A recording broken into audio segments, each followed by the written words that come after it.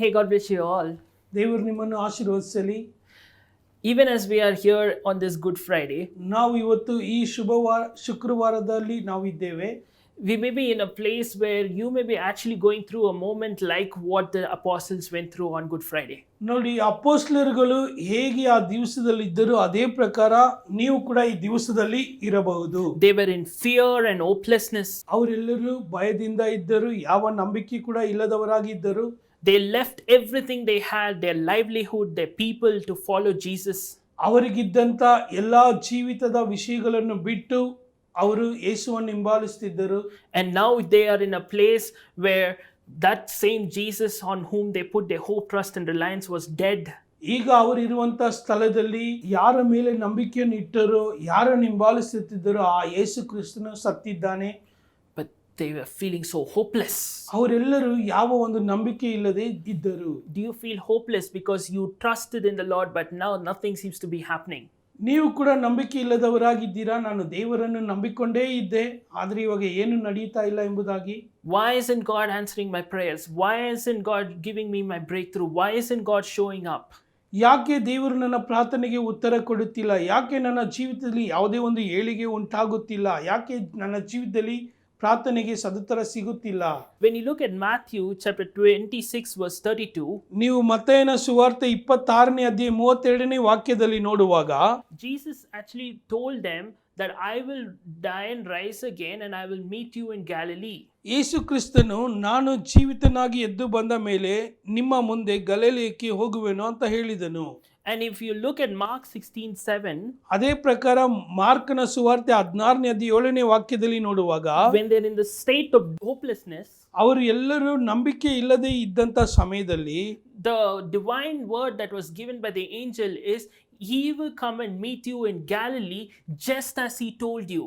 ದೇವರ ದೂತನು ಬಂದು ಅವರಿಗೆ ಕೊಟ್ಟಂತ ವಾಕ್ಯ ಏನಂದ್ರೆ, ಆತನು ಹೇಳಿದ ಪ್ರಕಾರ ನಿಮ್ಮ ಮುಂದೆ ಗಲಿಲಾಯಕ್ಕೆ ಹೋಗುತ್ತಾನೆ ಅಂತ ಹೇಳಿ ಆ ಒಂದು ವಿಷಯವನ್ನು ಹೇಳಿದನು. Jesus already told them that I will meet you in Galilee. ಯೇಸು ಕ್ರಿಸ್ತನು ಮುಂಚೆನೇ ಹೇಳಿದ್ದಾನೆ, ನಾನು ನಿಮ್ಮನ್ನು ಗಲಿಲಾಯದಲ್ಲಿ ನೋಡುತ್ತೇನೆ ಎಂಬುದಾಗಿ. But they just forgot.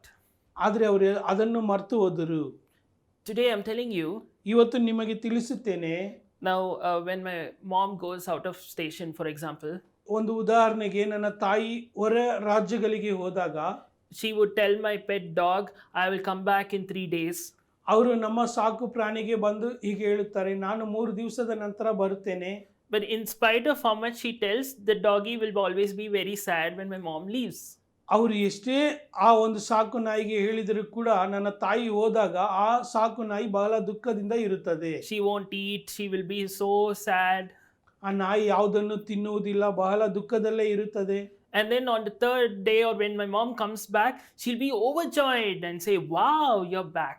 ನನ್ನ ತಾಯಿ ಹಿಂತಿರುಗಿ ಬಂದಾಗ ಆ ಒಂದು ನಾಯಿಯು ಬಹಳ ಸಂತೋಷ ಪಡುತ್ತದೆ, ನೀವು ಹಿಂತಿರುಗಿ ಬಂದಿದ್ದೀರಾ ಎಂಬುದಾಗಿ. My mom already told my doggy, but she did not understand. ನನ್ನ ತಾಯಿ ಮುಂಚೆನೇ ಆ ನಾಯಿಗೆ ಹೇಳಿದ್ರು, ನಾನು ಈ ರೀತಿಯಾಗಿ ಹೋಗುತ್ತೇನೆ ಎಂಬುದಾಗಿ, ಆದರೆ ಅದಕ್ಕೆ ಅರ್ಥ ಆಗಲಿಲ್ಲ. But she's a dog, but sometimes we are also like that, right? ಕೆಲವು ಸಾರಿ ಕೂಡ ನಾವುಗಳು ಕೂಡ ಹಾಗೆ ತಾನೆ. Jesus already told them, all this will happen and I will come back. But they did not understand and they did not believe, or they didn't, when they were going through the trouble, they forgot what Jesus told. ಯೇಸು ಸ್ವಾಮಿ ಮುಂಚೆನೇ ಹೇಳಿದ್ರು, ಇದೆಲ್ಲ ನಡೆಯುತ್ತದೆ, ನಾನು ನಂತರ ಎದ್ದು ಬಂದು ನಿಮ್ಮನ್ನು ಗಲಿಲಾಯದಲ್ಲಿ ನೋಡುತ್ತೇನೆ ಅಂತ ಅಂದನು. ಆದರೆ ಇವರಿಗೆ ನಡೆದಂಥ ಎಲ್ಲ ಇಕ್ಕಟ್ಟಿನ ಸಮಯಗಳು ವಿಷಯಗಳನ್ನೆಲ್ಲ ನೋಡಿಕೊಂಡು ಅದನ್ನು ಮರೆತು ಬಿಟ್ರು. So today, when you are in that season between a Good Friday and a Resurrection Sunday, ಇವತ್ತು ನೀವು ಶುಭ ಶುಕ್ರವಾರ ಮತ್ತೆ ಪುನರುತ್ಥಾನದ ಭಾನುವಾರದ ದಿವಸಗಳಲ್ಲಿ ಇದ್ದೀರಾ. the key to go through such seasons is to remember what God already told you.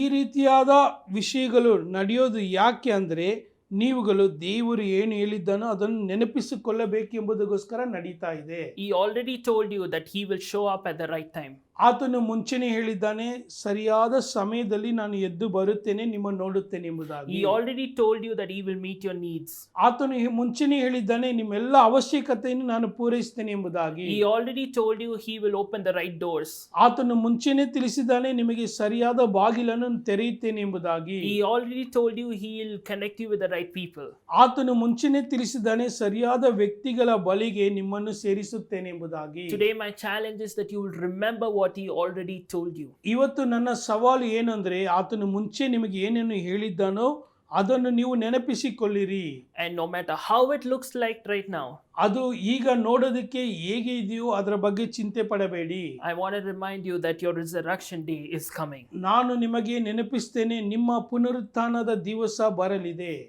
The resurrection of your dead dreams, resurrection of the dead relationships, resurrection of the dead things in your life, in Jesus' mighty name. ಸತ್ತು ಹೋದಂಥ ಕನಸಾಗಿರ್ಲಿ, ಸತ್ತು ಹೋದಂಥ ಸಂಬಂಧಗಳಾಗಿರ್ಲಿ, ಏನೇ ಆಗಿರ್ಲಿ, ಅವೆಲ್ಲವೂ ಪುನರುತ್ಥಾನವಾಗಲಿದೆ ಯೇಸುವಿನ ನಾಮದಲ್ಲಿ. Lord, we receive it in Jesus' name. ದೇವರೇ, ನಾವು ಯೇಸು ಕ್ರಿಸ್ತನ ನಾಮದಲ್ಲಿ ಇದನ್ನು ಸ್ವೀಕರಿಸ್ತೇವೆ. Amen. Amen. I just want to wish you and your family a very blessed season and a happy Resurrection Sunday. ನಿಮಗೂ ನಿಮ್ಮ ಕುಟುಂಬಗಳಿಗೂ ನಾನು ಈ ಪುನರುತ್ಥಾನದ ಭಾನುವಾರದ ಶುಭಾಶಯಗಳನ್ನು ಕೋರೋದಕ್ಕೆ ಬಯಸುತ್ತೇನೆ. God bless you. ದೇವರು ನಿಮ್ಮನ್ನು ಆಶೀರ್ವದಿಸಲಿ.